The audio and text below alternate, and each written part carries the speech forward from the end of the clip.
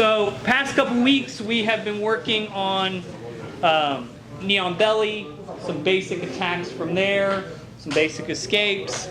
It's not a position I want to spend a ton of time on just because you don't spend a ton of time there. So this week we're going to start into our mount series. Attacking, defending, escaping, all the fun, right? Couple things with mount, just kind of basics wise. Mount is when you are on top of him, both legs on either side, settled into position. You can have low mount where you're sitting a little bit more towards his hips. You can have high mount where your knees are a lot higher and you're sitting up towards his head. And we'll eventually work what is called S mount, which is where you tuck your leg back here and your legs create a little bit of an S. All right.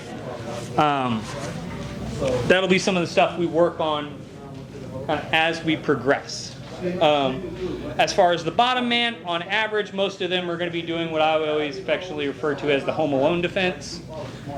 Hands close to their head, elbows in. They're really just trying to keep themselves protected and not get submitted from here. Now, obviously, for those of you MMA savages, if you get to here, just start punching them until they politely hand you an arm to take.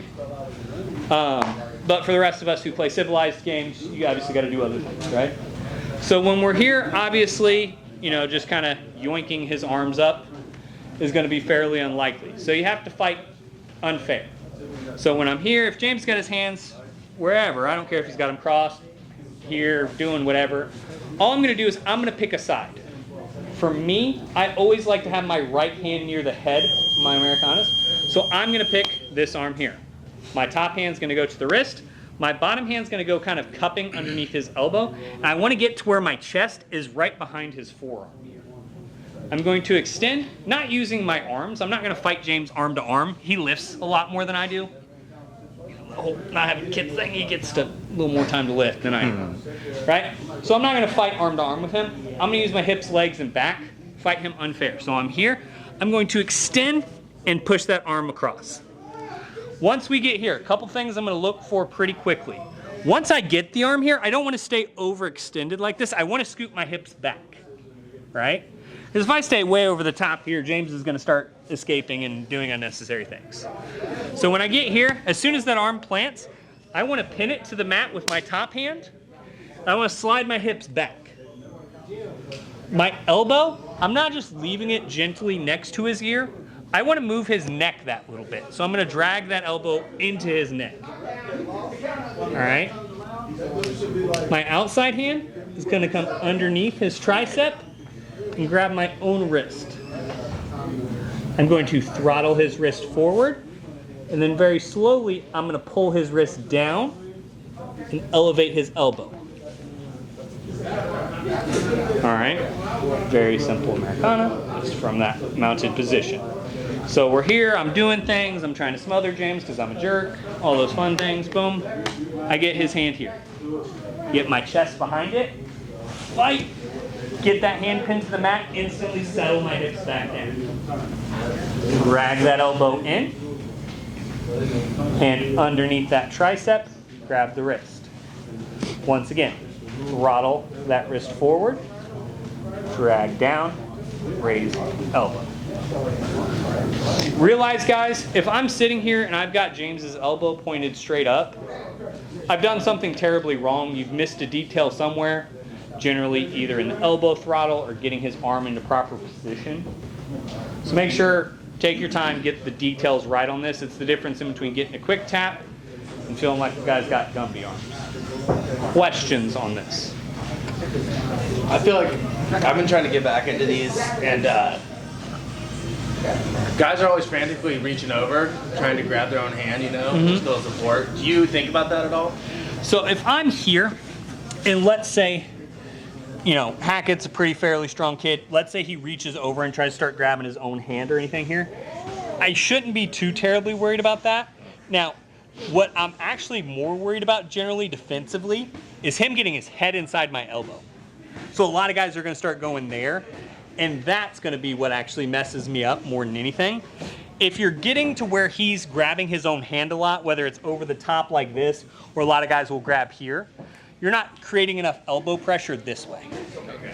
So I would look at your elbow frame and see if you're doing enough there. That would be kind of my, having not seen what you're doing yet, that would be my quick fix most likely, is you're probably leaving that elbow there as opposed to creating pressure and force there. Right. Okay. Does that make sense? Yeah. Other questions? Alrighty, 1, 2, alright. So I'm here. Let's assume all good things in the world have happened. Boom, I get here, I push across. But James is a big, strong kid. So I've settled in, I've tried to start working, but he's just kind of wiggly enough that he's gonna work, just kind of get to that hip and start straightening out that arm. That's great. All we're gonna do is look to follow that. So we're here. Instead of keeping our wrist kind of deep under the tricep, we're gonna look to place it right under that elbow. As soon as his hand comes up, I'm gonna look to turn his wrist from thumb out to thumb up. Once you get that thumb up position, I'm gonna look to plant the back of his palm to the mat and lift my elbow. Just a real simple straight arm lock. One of those ones, you'll catch it or you won't, but it's one I definitely want to drill out so you guys start to get the feel for it, because you can hit this in a lot of great positions. So I'm here, boom, I get in, I'm starting to attack. James kind of shifts to that hip and starts to extend that hip. Perfect. I'm going to help him. I'm going to look to turn that thumb up and pick up that elbow. That's all we're looking to do. So we're here, boom. Would you say you throttle on that, or you I'm helping him turn. You know, like I said, all you're looking for is to get that thumb up position, because all you're doing is sitting in arm bar. You just don't have your hips in. It's the same motion. His elbow doesn't go this way, so you apply force that way, right? All of jiu-jitsu is making his body go a direction it does not want to go. Like, that's the simplest version of jiu-jitsu is. His elbow doesn't go that way. I'm going to put a lot of force, weight, pressure behind that and force his joint that direction. That's the pretty simple oversimplification of jiu-jitsu. But I'm here, boom, I get here. Settle my weight back. I like to help him. If he's going to go that way, that's great. Boom, I'm helping that wrist out. Boom, here. Just lifting that little bit. If you feel like, man, I'm lifting and it's not going, check your elbow position. Since we don't have gis on today, it's really easy to feel. If you feel right underneath the point of your elbow, there's a little kind of V shape right here. That's where I'm trying to set my wrist. It's right in the point of that elbow. All right? Questions on this one? This one's a pretty quick one. All right, 1, 2, 3. So I get here, good things happen, boom, bop. Let's just say he rolls that through and I just can't hit the straight arm lock. He just rolls his hand through and it's just like, hey. He gets that elbow through, and sometimes you just miss, guys. Like, that's just part of the not fun you can run into. Right? That's fine. Bunch of options you can have here. One of the simplest ones I like to do, all I'm going to look to do, I like to cap right on his shoulder and kind of elbow across the jaw here. And then I'm going to slide my back knee up and turn James in. Once you're here, you have a couple options. Most guys will realize what's going on here and bring their hand back in front, and then you can start attacking. But we'll go over this arm bar here in a second. But if not, all they're gonna do is try to like lock down towards your hip. So they'll go here and you're there. All we're gonna do, turn over our hands. So we're here, our hands come and lock right behind his shoulder. I'm going to turn them over. So I'm here on James. Boom, I push that in, bop, it doesn't start to work. And a lot of guys will try to like lock their hands behind your back, or they're gonna try to oompa here. That's very common escape. One, we will work. What you have to realize is, if you don't oompa and get going properly, boom, change here, change here. Once we're here, all I'm doing, oh God, shoulder crunch. Basically feels like I'm just trying to rip your shoulder out of socket. How much weight are you putting down on your ass? Sitting.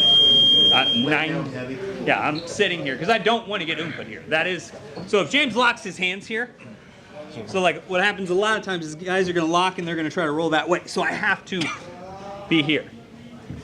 I'm here. Like I said, I'm locking right on the cap of his shoulder, kind of where that float is there. Here. Oh God. It sucks in a hurry, especially if you're big and strong. You know, big, strong, handsome like me helps. Not on the move, just in life in general. But the goal is, like I said, to get him slid up to that side. Because once I'm here, like I said, I have him trapped. Oh God. All right, Asher, this should be a great one. Yeah. You're big and strong. Not as handsome, but big and strong. Questions on this one? Do you need to see it? Oh, yeah, haven't if done I could, yeah. Oh, Jordan, I like hurting you. You're what I like to do things to. I was wondering how it worked on Jordan, actually. Yeah. So, Jordan being Gumby limbed, I'm gonna get this. He's gonna be like, no, you don't get to do that, and he's gonna come here. So I'm going elbow here, slide up. Once I'm here, like I said, I'm just turning that over. Uncomfortable for Jordan. I'm sure he's gonna move here. Yeah, I mean, I'll be able to squirm a bit, but I can't do anything. But the nice part is, it's one of those, I've got him locked into bad position. Like I said, I'm looking to roll it over that way. I'm trying to see if there's any little foot or heel motions or anything to make this super tight. It's just, you just set tight. And Boom. So I'm setting my weight to his hips because I don't want him getting squirmy.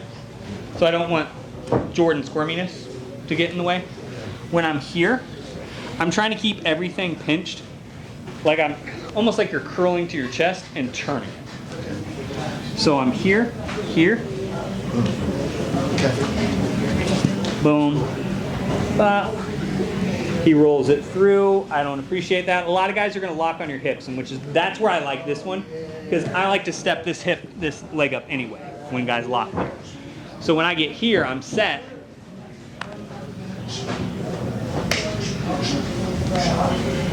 All right. Odd one.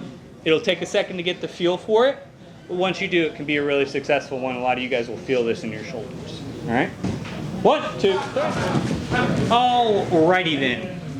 So I'm here. Boom. I go. He goes. He starts to roll this over.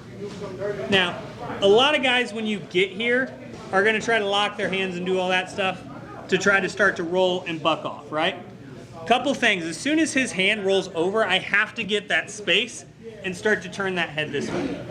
Now, as I start to slide this knee up, instead of looking for that shoulder crunch, all we're going to do is change our hips a little bit. My bottom leg is not going to stay back here. I'm going to turn it up and look to swoop underneath his shoulder where I can. All right. Once I'm here, I'm going to look to bring that arm right in front of my face. Sitting in this combat mount for an armbar, right? So, a couple details. Outside hand comes to the elbow, top hand comes to that wrist. When I'm here, I don't step real big and give him a ton of space to get out of here. When I'm here, I windshield wipe my leg to bring it over his face. Now, the mistake most of you guys make in your arm bars is you pull right through their elbow. Chad does a lot of this with me, where he just kind of pulls my elbow and hopes that that's going to arm bar. When you're here, my hands stay locked. I slide out to that wrist. Then I fight him here. Attach to my chest. Pinch my knees. Elevate your hips. So we're here. Boom, I drive it across. He starts to drive it over. I'm going to turn his face, drive that knee up, here. As soon as I can, I'm going to scoop with that bottom leg. Bringing that leg underneath here. Once I'm here, hands locked, my leg, windshield wipers.